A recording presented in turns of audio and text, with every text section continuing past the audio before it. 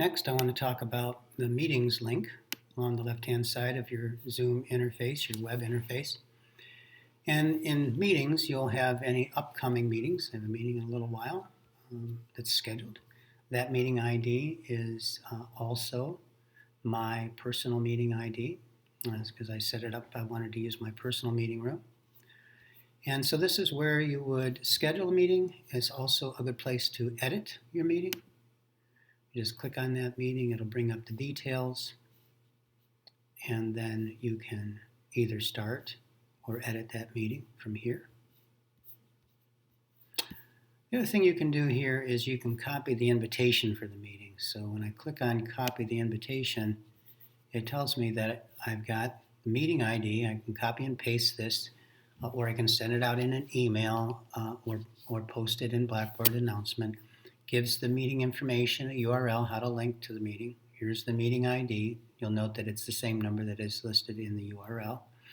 There's also the option of people can just dial in on their phone.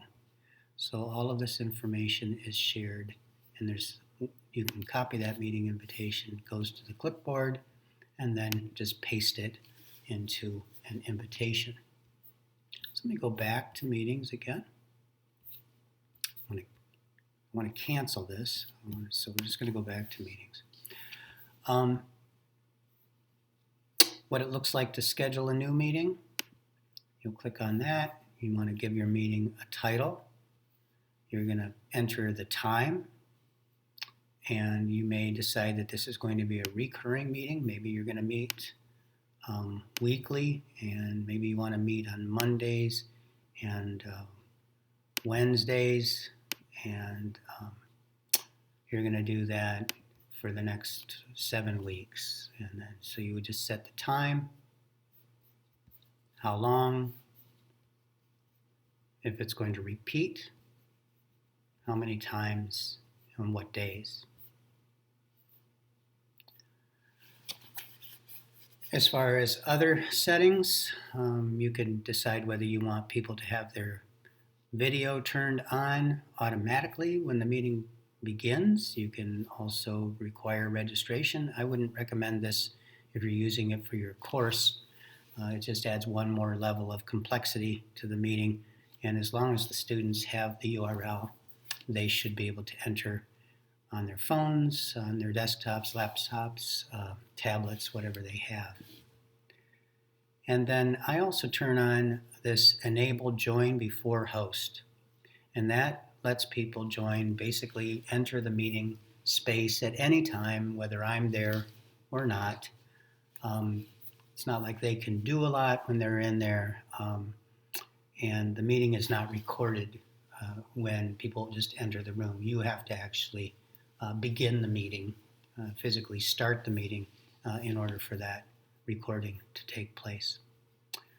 I have mute participants upon entry, and that's because oftentimes background sounds come through people's phones or computers or microphones that can disrupt a meeting or a presentation.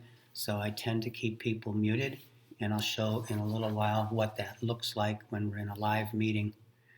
This waiting room is set up for privacy. So if you wanted to work with one individual at a time, if you turn this enable waiting room on, you'll be alerted when someone enters the meeting, but they will not come in and interrupt your conferencing with someone else. Once you're done with the other person, then you can bring them into the main meeting room. And it's a nice feature. It's very similar, and you might use it for something like office hours. And then recording the meeting automatically. If you know that this meeting you're going to always want to record this particular meeting, just select that button, and then you don't need to remember it. It begins when you start the meeting. You have to click on start, and it ends when you end the meeting, and you'll click on end the meeting when you're done. So that's a nice feature for that purpose.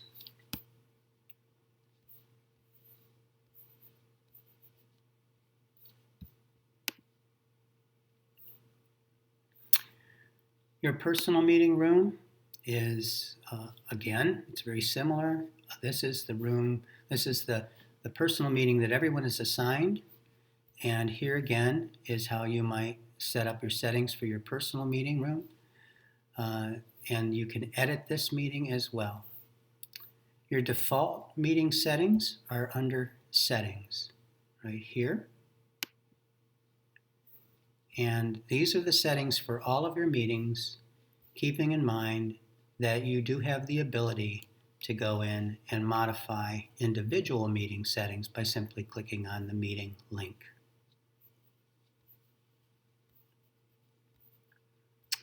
When you do record, it records to your desktop and it will store it in your documents.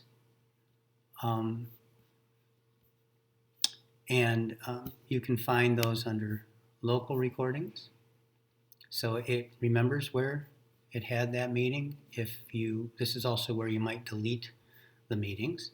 But you can go into documents. You'll find there's a folder under documents called Zoom, and then within that folder there will be your recordings.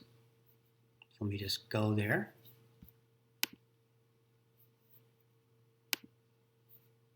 And here's all of the meetings. By default, they're simply named a number, and that number is the date and time that the meeting was held. When you open one of these folders, there are 3 files. Here is your recording file. It's an MP4 file. And here's one with just the audio, the M4A. Both of these could be copied and uploaded into your TechSmith Relay account and then streamed in Blackboard. And that's another training.